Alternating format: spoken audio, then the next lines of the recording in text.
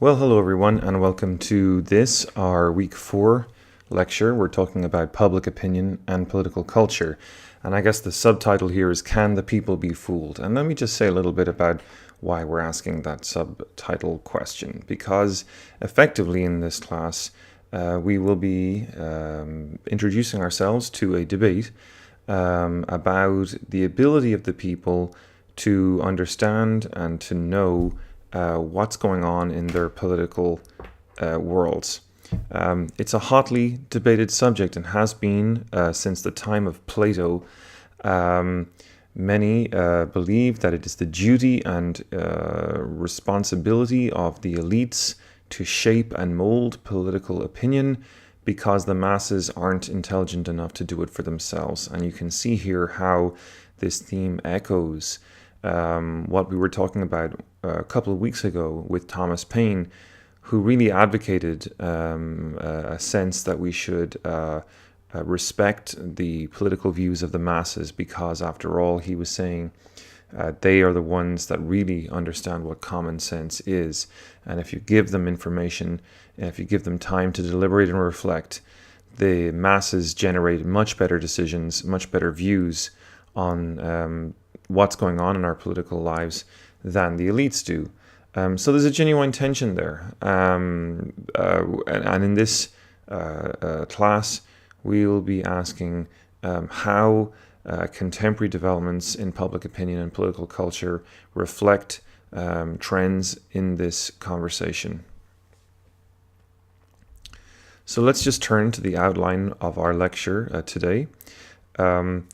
First of all, we'll be talking about a basic sort of overview of contemporary philosophers and thinkers and politicians on this question of public opinion and the democratic debate, of course, being the debate that we've been looking at all semester with the help of our textbook.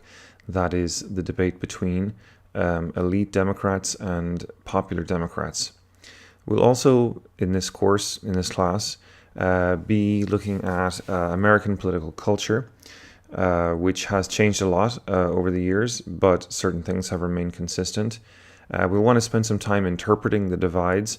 What does it really mean to say Americans are conservative, liberal, undecided, what have you? We're going to look at the question of ideologies because Americans aren't just creatures of political opinion. They are also creatures who have developed certain political ideologies.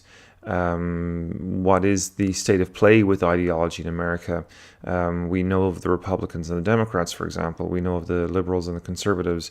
But, how does that compare to the rest of the world? So we're going to spend some time talking about that. And we'll also talk about origins, we'll talk about POLS, and we talk about the sensible public. Now, views, of course, in public opinion vary widely. Some are terrified of it, some not so much. In the photograph here on this slide, we see the poster for a documentary which we'll be watching in class called Boogeyman, which is the Lee Atwater story. He is a man who was a very, very major influence on the way the Republican Party campaigned in elections, and he was, and he remains, sort of a notable case in the history of American politics for having effectively argued a very manipulative position on how the Republican Party should relate to the masses. And in doing so, he went back to a tradition in American politics that goes back since the time of the founding. On the side of those who've generally been afraid of political opinion, that the book calls them the elites. We've talked in the past about Madison. We've talked a little bit about Alexander Hamilton. Well, how did they relate to or understand popular opinion, public opinion? Well, Madison was under no illusions. Hamilton, neither. He called it a great beast, right? Throughout history, we can find others commenting on this. J.S. Mill, the British philosopher, talked about the tyranny of the majority. Walter Lippmann, saw the public as a bewildered herd, and neoconservatives like Leo Strauss endorsed Plato, the Greek philosopher's idea of what he called the noble lie, which is this idea that elites may sometimes have to lie to the people in order to get them to do the right thing. Well, of course, in the case study we'll be looking at in the documentary, Lee Atwater argued exactly the same thing, that sometimes you do have to lie to people so that they will come to make the right choice. Now, of course, this is a very manipulative perspective. It's a tradition going back hundreds of years, but it seems to run contrary to democratic values. Why would we want to lie to the people? Why is it that we think they cannot be trusted? How do we know that our point of view really is common sense, to echo Thomas Paine? Now,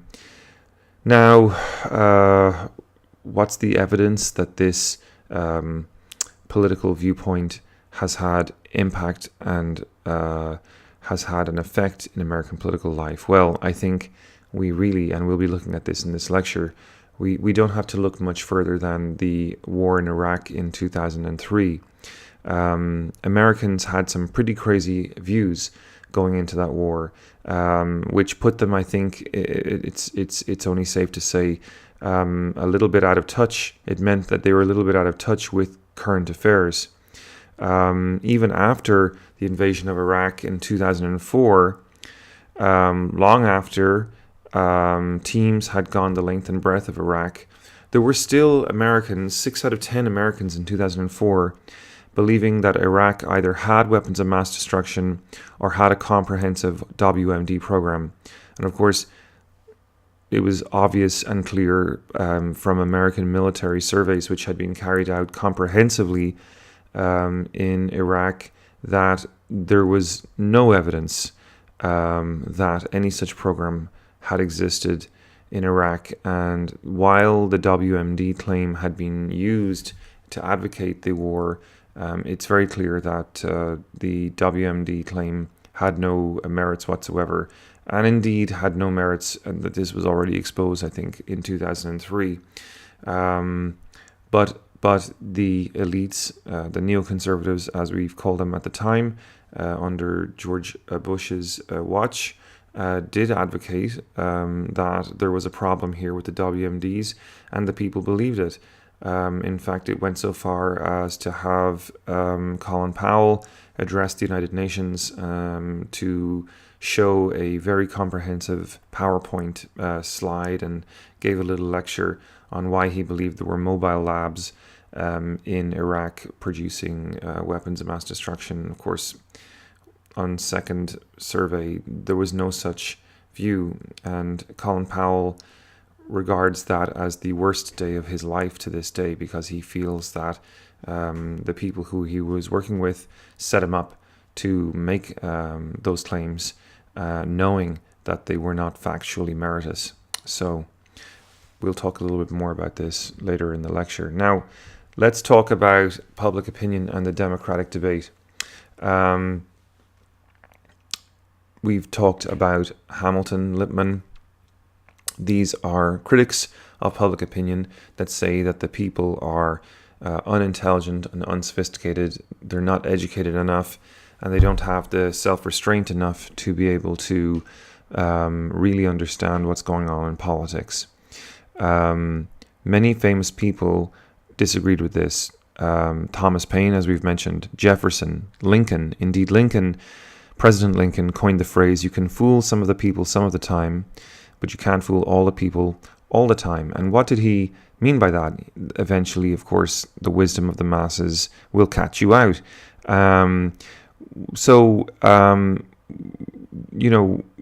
This speaks to a sort of a contrary tradition to the elite view. They say that if vibrant and open civil society exists, the public is incredibly rational and deliberative. And in fact, there's an entire tradition of political thinking, classical liberalism, and we can see it in the hands of and the writings of Immanuel Kant and John Dewey.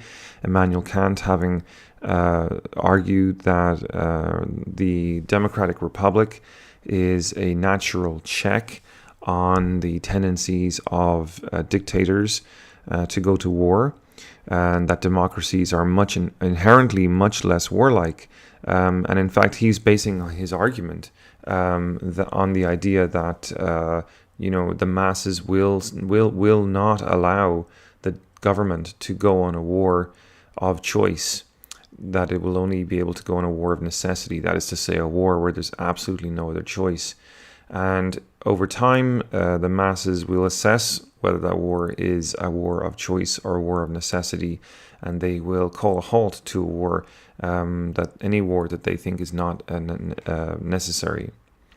So the classic example of whether this is true or not could be the Vietnam War. And it's clear that once the facts became known about what was going on in that war, the American public did come out in massive numbers, and the government had therefore to stop the war. Against that idea, many people say, well, the Vietnam War went on for a very long time, and it, in fact, was the case that there were already disagreements within government which were leaking out into the public media about whether the war was a good war, a thoughtful amount of contrary opinion, or an amount of thoughtful contrary opinion had already been published, which was leading the people to respond negatively to the war. So there's arguments on both sides there. Myself, though, I do think it's safe to say that the movement against the war was a popular one, and so without the public opinion being lined up against it, I'm not sure the war would have ended so quickly.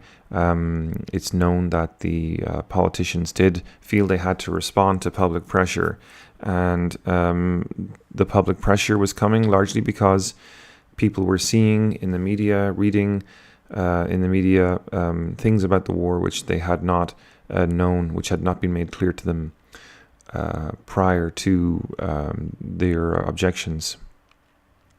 So, American political culture, then, what can we say about it? One of the themes of American political culture is that there is a strong tradition of at least in America, there's a self-belief that America is a political body that is, very assertive in terms of its participation and energy that it invests in politics. So that's sort of a national myth, if you will. Some people call it American exceptionalism. This is this idea that American political community is tolerant, mutually respectful, and that it believes in the power of the people to get things done and to get things changed if needs be. So, whether you're conservative or liberal, it's safe to say that all Americans believe in that basic myth, right? That Americans are tolerant, mutually respectful, and that they believe in the power of their community to get things done, politically speaking. So where do Americans perhaps disagree? Certainly there are many ways in which Americans do disagree, but right here we're just looking at the areas in detail in which they seem to be able to find some agreement. The first thing we can talk about is their belief in negative rights. 9 out of 10 Americans support the idea of democracy through regular elections, and they also believe in non-violent change. This is important. When we say that Americans believe in negative rights, what we mean is they believe in the freedom to assemble, the freedom to have a voice in terms of elections. That is to say, they believe in rights which negate the power of government to control their lives. So you can sometimes misread the idea of negative rights. I like to think of it as negative rights, as in the sense it's being used here at least. But also, 8 out of 10 Americans believe in some kind of equal opportunity, right? So clearly there's a tradition in American political life to at least have some kind of enablement, right, as a basic right. So if negative rights limit the power of government, positive rights give government a role to play in directing and shaping people's lives. And so 8 out of 10 Americans believe that government has some sort of role in terms of enabling people's lives and livelihoods. Then the public as a check on elected officials. This is another central belief that's common to Democrats and Republicans alike. The public will be seen here as a force, just in the manner that we've been talking about, which can hold, elites accountable and remind them constantly that they are being watched and that they can't take their power for granted. So this is a strong tradition in American political life, the idea of keeping a watchful eye on elected officials and making sure they're not doing anything that would sort of speak of corruption or the desire to line their own pockets, the tendency to line their own pockets with the public wealth. And then also there's something that we can say about property ownership. The role of the small entrepreneur, for example, is very much a premium value in American political life, no matter whether you're conservative or liberal. 75% of Americans believe that this is a respected group, so there's certainly some consensus about this. And it's important that we're making this known in our talk today, because there are other political perspectives on the sort of left end of the spectrum, communism, socialism, for example, which would challenge the idea of private property and ipso facto the freedom of the small entrepreneur.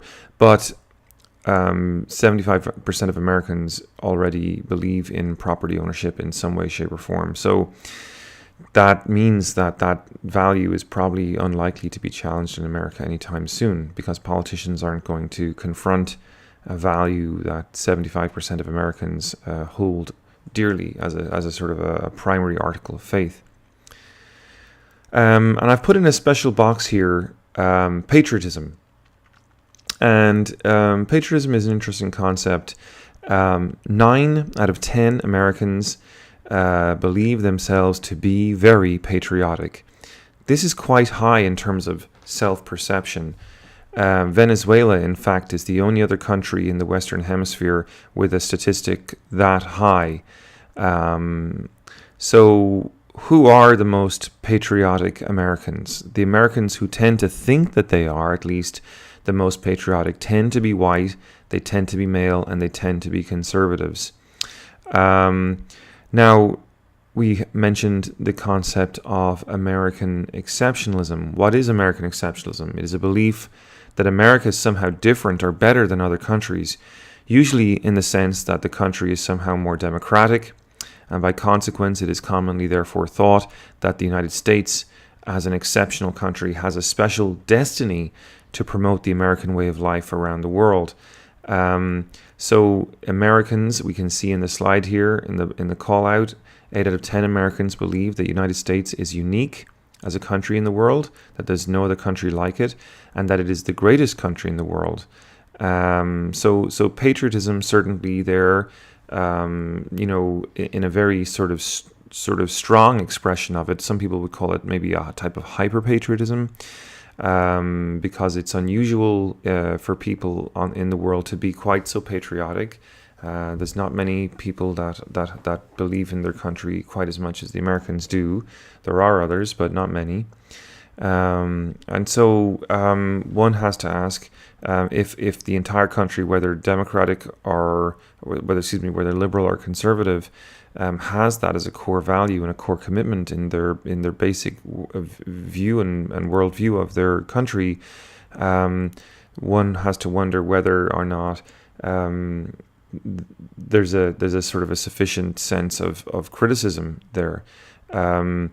If I believe that my country is the greatest country in the world, no matter what it's doing, then anything it is doing, it's doing because it is the greatest country in the world, right? And so this kind of weird kind of some people call it a tautology in philosophical sense, where the proposition and the observed fact seem to reinforce each other in this loop.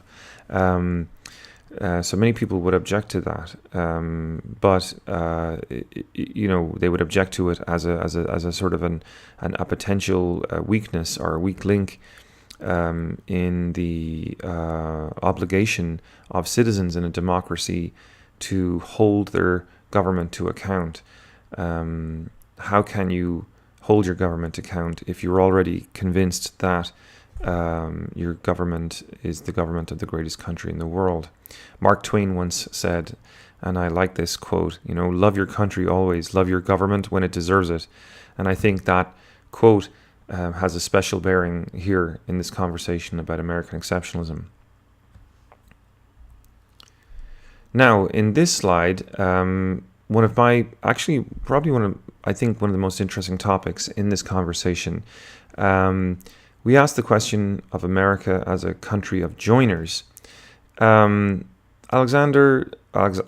de Tocqueville in the 19th century in the 17th century, came to the United States with a view to trying to study some of the political phenomena that were going on in this new and interesting country.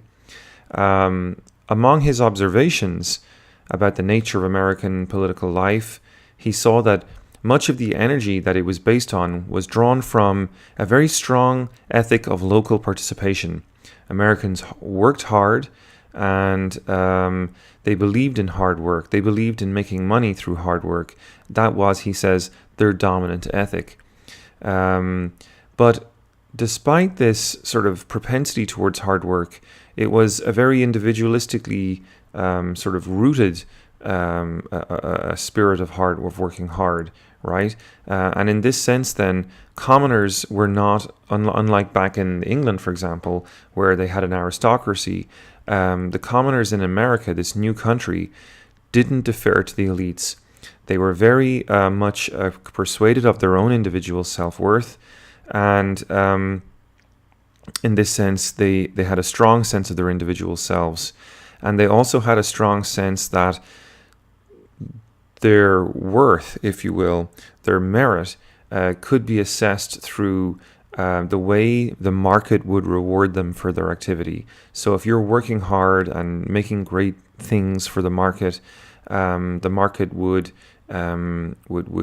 reward you by being a place where you could sell all your gear and make a decent amount of money, and that money, that wealth, would be a genuine reflection of your merit as a human being, your moral worth, so to speak.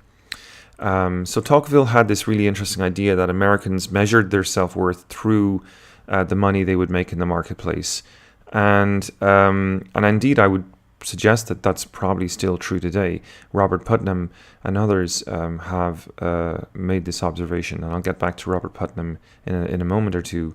But going back just to Tocqueville, he said Americans were very individualistic, but he also said that they were very organized. They were very much involved in their society. They were involved in church groups. They were involved in local civic society. And their participation, he argued, in this space, right, between the individual and the marketplace, between the individual and government, there is this type of society that exists, which he calls civil society. That is to say, the kinds of areas in our lives, they're not necessarily government lives, but there's kind of like little everyday politics going on in our church groups, in our Boy Scout troops, you name it, right? Any clubs and societies that we're member of, even our chess club could be considered a type of civil society, because it's where we come together as civilians to participate in types of self-governance. Okay, running a chess club has to involve a certain amount of self-control, self-discipline, self-governance, and respect for the rules. And so Tocqueville was very fascinated that despite Americans' individualism in the marketplace and their hard work ethic and their sort of money-making ethic or orientation towards making money, that they had this huge fascination and energy for civil society. Now, that was, of course, in the 17th century. Fast forward to the present day, and the question must be, how has this spirit of participation, how has this spirit of civil society fared throughout the centuries of the American experiment? In a very well-known book, Robert Putnam argues that America has actually, sadly, today become more post-political than it used to be. And what do we mean by post-political? Post-political might be a term that we can use to refer to the fact that Americans seem to have tuned out of politics. The so-called couch potato syndrome comes to mind, where we're sitting at home after a hard day of work and all we want to do is watch the television and we channel surf. We don't really watch the news. We don't really read the newspaper, probably because we're too exhausted.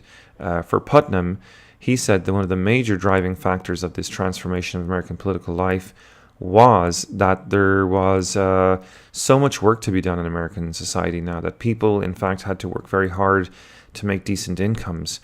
And for this reason, Putnam argues, if people are holding down a job or two or three just to put bread on the table, but also note the fact that our downtown areas in our little, especially in our smaller cities like Chillicothe, for example, have kind of emptied out a little bit, and the commerce has gone to the periphery of those towns, like Bridge Street, for example. If Americans are working long hours and then having to very, very quickly get the groceries, and they're going to the groceries in these large anonymous big box stores as opposed to having a local grocer on their corner that they could go to, it basically means that there's two major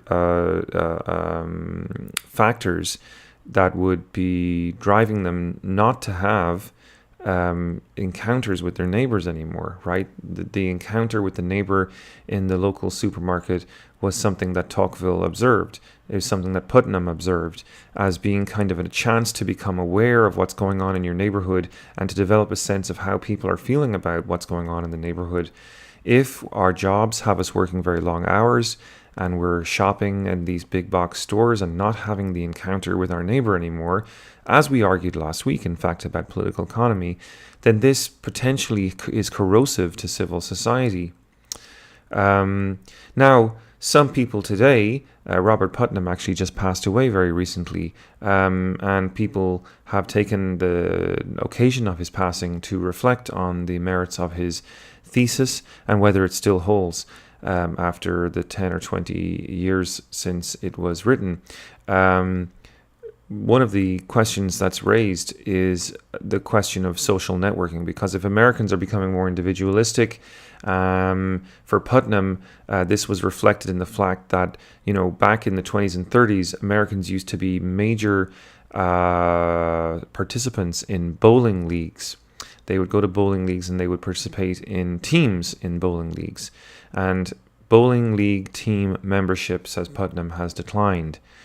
This was one of the little metrics that he used, an anecdote that he used in order to try to persuade us that his thesis held some water, right? That civil society is just a broader manifestation of the trends that we can already see going on in the bowling alley. But some people suggest that participation in social networking sites like Facebook, Twitter, might be a way that this trend is actually reversing itself. That while the bowling leagues have kind of emptied out, new technologies have come along which allow people to participate politically in ways they never could before. So how true is that? Well, I would argue there's definitely some truth to the idea that Facebook and that Twitter have a kind of a political content to them. Certainly the Occupy movement and things like that, the Tea Party, would not be possible I'm pretty certain about that. They would not have come about in as effective a manner without the social technologies, without the social media technologies like Facebook, and the birth, of course, of the smartphone, which allows these technologies to be deployed instantaneously, no matter where you are. You don't need a computer in front of you. You can just have your cell phone. Now, okay, social networking clearly isn't required in order to organize a protest. One could do that without the technologies, but certainly the technologies make it a whole lot easier, and they also make coordinating things like what's called lightning crowds, where are shock mobs, where they sort of appear very, very quickly, protest, and then disappear again before the police have arrived in the scene. Certainly, technologies make that a lot easier to as a technique, make it a lot easier to use and deploy. But then again, also for all that, I think it must be recognized that Facebook tends to reinforce the idea that I'm a product, I'm a commodity, I'm marketing myself, I'm branding myself to the world. We may not be on Facebook using it effectively, politically speaking. We tend to spend much more time posting pictures of kittens and ice bucket challenges than organizing to sort of come together politically to change the way our politicians are behaving. Ice bucket challenge is a very nice gesture in many ways, because it's giving money to ALS, which is a worthwhile charity, because that's a terrible illness. But the hook there is that while individuals are stepping forward with charitable donations to help with ALS, unbeknownst to them, the ALS research that comes from government, the funding that comes from government for ALS research has been cut. Which means that a major while the charitable money has been helpful, it's only 1/7 of the amount of money that government donates to or contributes to scientific, structurally cohesive and focused efforts to find a cure for the disease. So I wanted to mention that just as a factor here, because of course Ice Bucket Challenge has been so popular in recent times. We feel like we're doing a great thing, and we feel that we're using our social networking to take responsibility for the world around us. But the problem is, of course, that while we as a crowd may have a strong sense of the worthwhile nature of that charity, it's not clear in terms of the amount of money that charitable efforts are producing for the cause is proportionate to the social ailments caused by that illness. Okay, much more people die from heart attacks than from breast cancer, for example. But we tend to raise a lot of money through our charitable efforts for breast cancer research, and not so much through our charitable efforts for heart attack research. So this is an interesting point, right? That just sort of, I'm digressing a little bit here, and I hope you'll forgive me, but going back to social networking, it's not clear that the fact that we're organizing ourselves through social networking, through these social media campaigns, is necessarily an indication that we are doing the right thing. There was the Kony 2012 videos about Joseph Kony, a warlord in Africa, part of the Ugandan Lord's Army, and he had been detaining children, and this was a big campaign back in 2012 to sort of do something about him. And when we got closer to the facts of what this campaign via social media was advocating for us, it became clear that in fact the representation of facts that they were embracing was not actually fully accurate. Yet many people reposted those videos and said, my goodness, I'm outraged. We have to do something about this. So on this slide, we talk about interpreting the divides. Um, if we've seen that Americans are bowling alone more and thinking more as individuals than as communities with shared interests and concerns, we can also see that individuals are becoming more polarized in their viewpoints. Once upon a time, people would wait a little while before making their mind up. They would hang around in the middle as an undecided voter more than they would necessarily jump onto a particular bandwagon. This has declined in the past 25 years. We can see from the statistics that Americans are actually becoming more liberal on certain issues. They're becoming more liberal on matters of race, women's rights, and the rights of homosexuals. But what is interesting, apart from that trend towards a certain degree of liberalism, is that party membership is increasingly becoming predictive of whether you are going to be conservative or liberal. And interestingly, it used not to be that way. Just because you were a Democrat did not necessarily mean you were liberal before. Now it does. And if you're conservative, you're most likely, in fact, overwhelmingly likely to be a member of the Republican Party, or affiliated to the Republican Party at least. This is very, very clear, for example, in relation to things like global warming. Global warming 20 years ago, about pretty much an equal amount of Republicans as Democrats believed in it. Today, conservatives, Republicans, seem to be very convinced that global warming is not real, that it's not going on, and if it is going on, that it's not man-made. These tend to be the conservative points now. So what happened? Why do we feel, or why can we see that these positions have changed like this? It's very hard to say. Perhaps it's to do with the fact that we're bowling alone.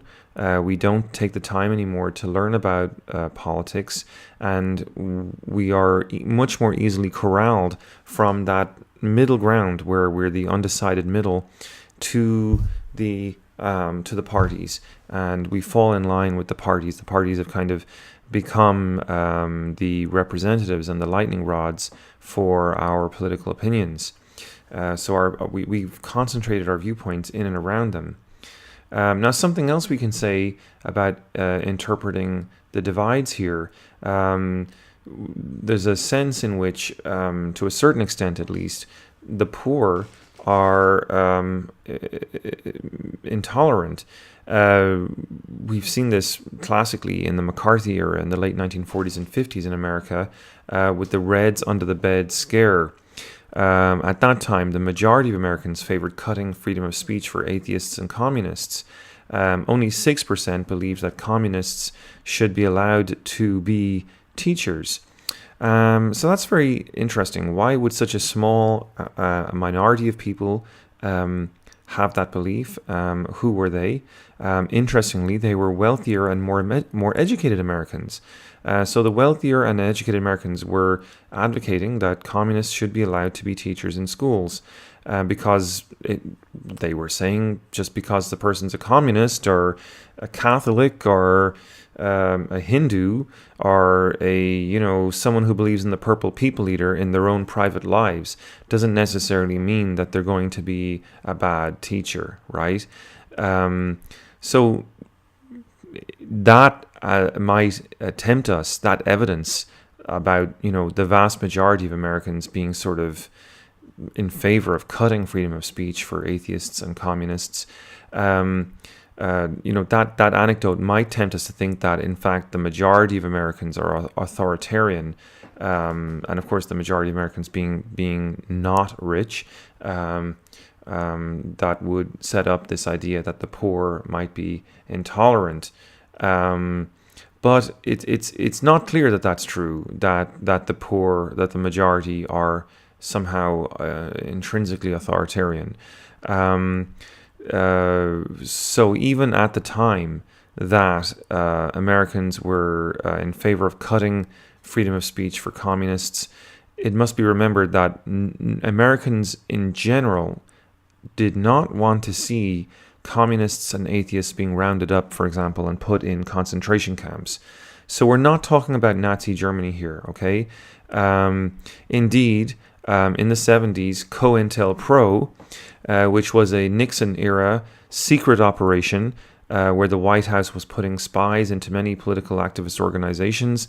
Many people objected to that, and there was a huge controversy about it at the time. Moving from the Nixon era to the post 9/11 era, this thesis that somehow the majority of Americans are authoritarian has to be tested against the controversies of the post 9/11 context.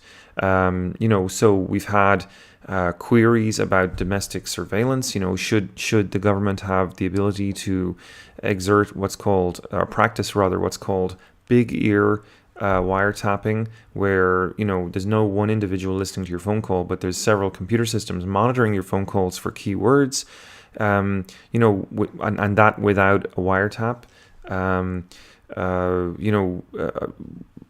How do Americans feel about that? After 9/11, of course, there was a lot of support for the government, but not too long after that, by 2003, etc., we started to see photographs of Abu Ghraib, the torture that had happened there. We started to have these revelations about domestic surveillance.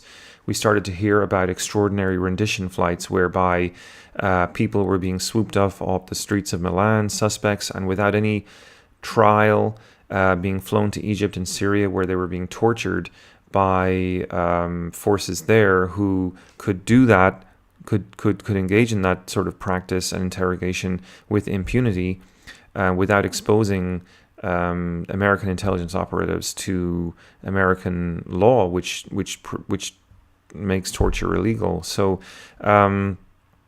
people started to find out about these things. They started to have their suspicions that there were no WMD in Iraq after all. And so by 2003, we started to see major anti-war protests. In fact, in 2003, but at that time, the anti-war protests globally were the largest protests ever seen in human history. Today, there's even a majority of people now that's opposed to the Patriot Act. And 92% of Americans are opposed to the idea that illegal combatants have no right to a trial. That is to say that they have an entitlement to habeas corpus. They have an entitlement to a fair trial, to hear what they're accused about. So Americans seem to have this, and this is what Kant and John Dewey would hope to see, right? That even though they were being told after 9/11 that all these things were necessary, domestic surveillance without warrants, that kind of thing, and in a way, either skirting the edge of the law or in extraordinary rendition and in torture, actually breaking international law. Americans were in favor of these things at first. The sort of idea that Dick Cheney had put forward of going to the so-called dark side, he said, right? But as the effects of these things started to become apparent, Abu Ghraib, the invasion of Iraq, domestic surveillance, torture, all these things, the opinion tilted against them. Interestingly, today, we've had controversies with the New York Police Department spying on Muslim organizations, mosques, student organizations, etc., to try to find out whether there was any terrorist activity going on in them. But of course, that for many Muslims feels like profiling, because they look a certain way, because they dress a certain way, because they have a certain kind of religion, that they're automatically suspects. They would argue that there's nothing inherently terroristic about the Islamic faith, right? So why are they under suspicion? Just because the terrorists were Muslims doesn't mean that all Muslims are terrorists. So this was a huge controversy in the last year or two. Some polls have suggested that a majority of New Yorkers still do support the New York Police Department's efforts to monitor the Muslim community in New York, and some people would find that sad. So in terms of interpreting these divides, then, what we can take away from all of this is that there's evidence for both perspectives.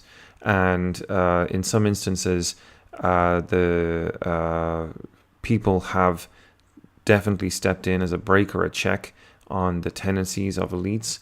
Even in the McCarthy era, Joseph McCarthy could not go as far as he wanted because of public opinion, and eventually he ran aground on that rock. Nixon couldn't do what he wanted because of public opinion. The Vietnam War ended because of public opinion, and we know post 9/11 that a lot of the policies that the government was trying to introduce have fallen under extreme suspicion as a result, again, of public opinion. Now, in this slide, which is the last slide of our, actually maybe we call it the second last slide of our first part here, we talk a little bit more detail about the Iraq War and public opinion. Condoleezza Rice and many others, Condoleezza Rice being the National Security Advisor to George Bush, they had a strong line when they were dealing with the public. They wanted to frame the war on terror and the invasion of Iraq as the same thing.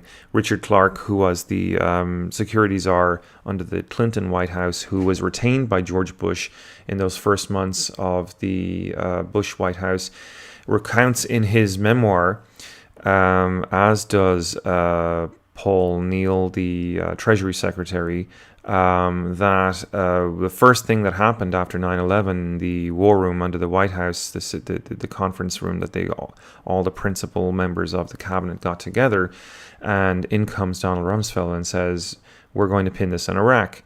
That evidence is corroborated by multiple observers. So 9/11 was seen by the Bush administration as an opportunity to increase American security, not just by responding to the terrorists, but also by prosecuting a war in Iraq, which had a geostrategic significance for many neoconservative foreign policy thinkers and analysts. Now, to create the logic in the public mind, to create the public opinion conditions to have this war in Iraq, to make this connection, the White House fabricated, and we now know they completely made it up, an Iraqi weapons of mass destruction storyline. Okay, Condoleezza Rice, the National Security Advisor, and many others used the line "smoking gun and mushroom cloud" over and over again, right? You don't want Iraq's development of weapons of mass destruction to be announced to you in the form of a mushroom cloud. In other words, you got to nip it in the bud before it gets too far. And Dick Cheney, of course, at the same time was speaking of Iraqi ties with Al-Qaeda in the television and the Sunday talk shows. Judith Miller, a well-positioned journalist with the New York Times, who was directly sort of connected to Cheney and others, was reporting that Iraq was seeking uranium. And this was going to be the kind of data that the Bush White House needed to make its case that there was a need for an invasion of Iraq. On the strength of all this data that there seemed to exist, Colin Powell presented an argument to the United Nations. And since then, actually, he's completely renounced it. And the question is why. Even back in 2002, it was obvious that the things that the White House were saying about uranium from Nigeria were completely incorrect. And it's a very, very intriguing story. And in fact, I've got the poster here of Naomi Watts' movie Fair Game, which tells the story of Joe Wilson and his wife, Valerie Plame. You may have heard the name Valerie Plame. It was a very major controversy at the time where the former ambassador, Joe Wilson, who was very familiar with Nigeria, was sent out there to try to verify what Cheney wanted to be able to report through Colin Powell at the United Nations. Cheney wanted to be able to report that there were active efforts in Iraq to obtain yellow cake uranium from Nigeria. And Joe Wilson came back from Nigeria in 2002 and said, "I don't see any evidence for this whatsoever." And in retaliation for that, because he wouldn't agree to corroborate the story, the White House, it is said, and actually it's been subsequently pretty much proven, outed his wife, Valerie Plame, who was a undercover CIA officer. And this is completely against the law. You cannot out an active agent who is undercover. So her cover was blown, and that was a very unsafe situation for her. Interestingly, things got very murky after that. What we know is that there was a major inquiry, and Scooter Libby, the White House chief of staff, refused to cooperate with the investigation that was launched by an independent investigator. And for that, actually, he went to jail on 4 counts of failure to cooperate. And this was the prosecution that seemed to follow this effort on part of the White House to expose this woman's true identity.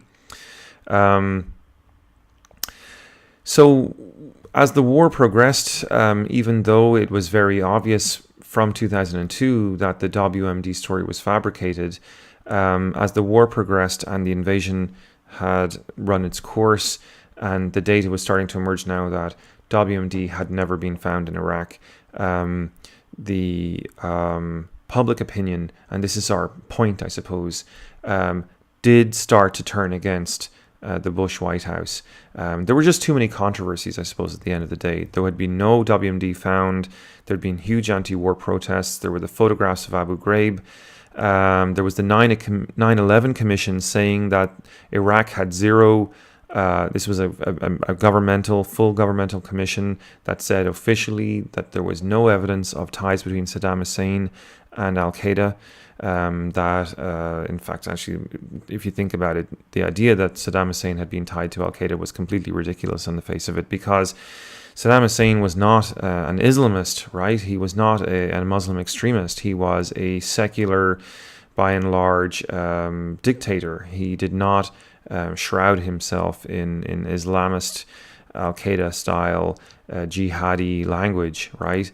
He used a little bit of that for show, but clearly he was a strongman dictator in the old sort of stereotype of Middle Eastern sense, like Muammar Gaddafi of Libya. So, the idea that there was a connection was very, very strange. In fact, if anything, Saddam Hussein probably would have been someone that would have been very opposed to dealing with Al-Qaeda, because he did not want extreme Islamic insurgents sort of in his own turf.